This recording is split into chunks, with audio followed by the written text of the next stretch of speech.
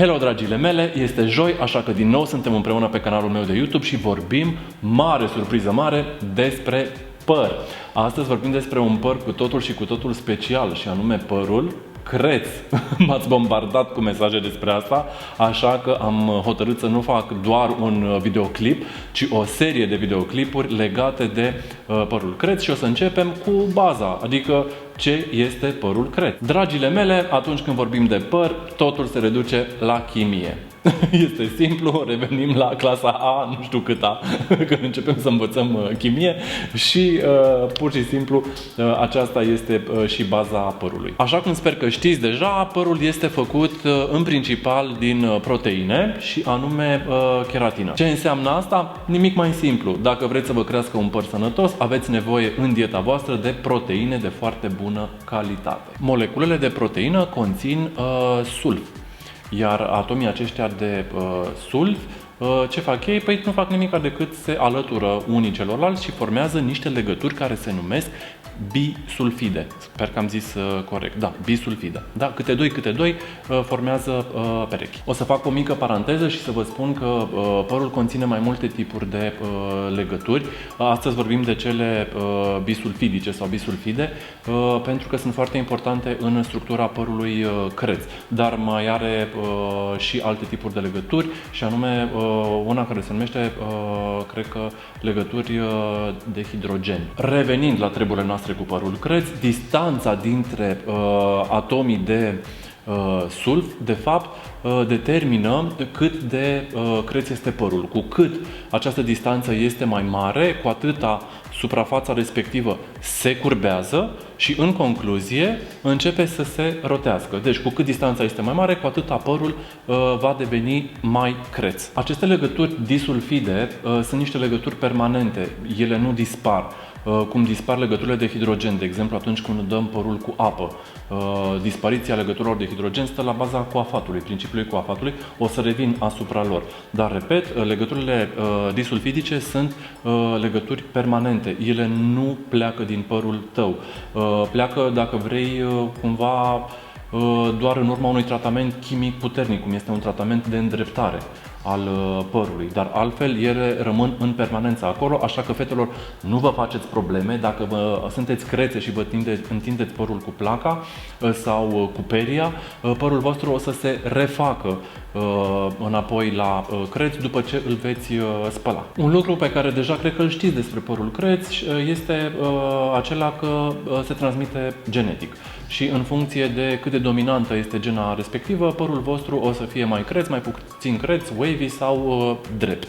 Da? Deci este foarte important să urmăriți un pic și în familie ce se întâmplă cu părul și, de asemenea, să știți că nu este obligatoriu, dacă ai părul creț, să fie creț peste tot. Sunt foarte multe cazuri în care el este, de exemplu, mai creț la ceafă și mai puțin creț în partea din față, sau invers, sau pe bucăți, sau, nu știu, mai către vârfuri și la rădăcină mai întins. Deci aceste lucruri, în principiu, au determinare genetică și nu prea aveți ce să faceți din acest punct de vedere. Putem să-l păcălim cu styling, putem să-l ajutăm să pară mai creț, mai puțin creț, mai frizat, mai puțin defrizat, cu stylingul pe care îl folosim și cu îngrijirea pe care decidem să o folosim atunci când avem un păr creț. Un alt lucru extrem de interesant atunci când vine vorba de părul creț, de fapt de păr în general, este că dacă ar fi să tăiem părul în secțiune și să ne uităm la ce a rămas acolo, părul drept este rotund. Da? Ne rămâne un rotund, părul ondulat este oval, iar părul creț este aproape plat, tocmai pentru că se curbează. Cu cât forma este mai plată în secțiune, așa cum vă spuneam, cu atâta părul vostru va fi mai creț. Da? Asta este un alt factor care influențează foarte mult cât de creț este părul vostru. Un aspect extrem de important atunci când vine vorba de părul creț este umiditatea din mediu și cred că toate care aveți părul creț știți foarte bine că atunci când plouă afară, părul creț nu este cel mai fericit. Da? În episoadele următoare dedicate părului creț o să discutăm de toate aceste aspecte. În continuare, aș vrea să discutăm despre câteva particularități pe care părul creț îl are și care cred că este foarte important să le înțelegeți de la început, și o să vă rog să luați videoclipurile cu părul creț în ordine. O să rog pe Laura să le numeroteze 1, 2, 3, 4, 5 ca să știți cu ce începeți și cu ce terminați.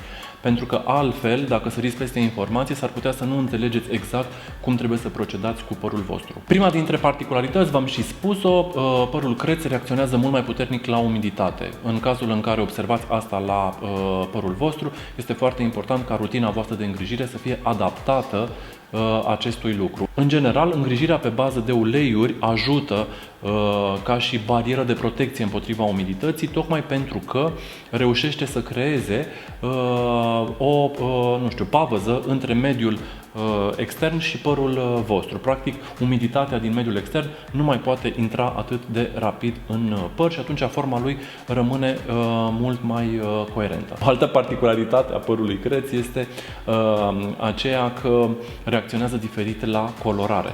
Atunci când vopsiți un păr creț, indiferent de ce faceți cu el, indiferent de tehnica de colorare pe care o abordați, să știți că el va reacționa diferit.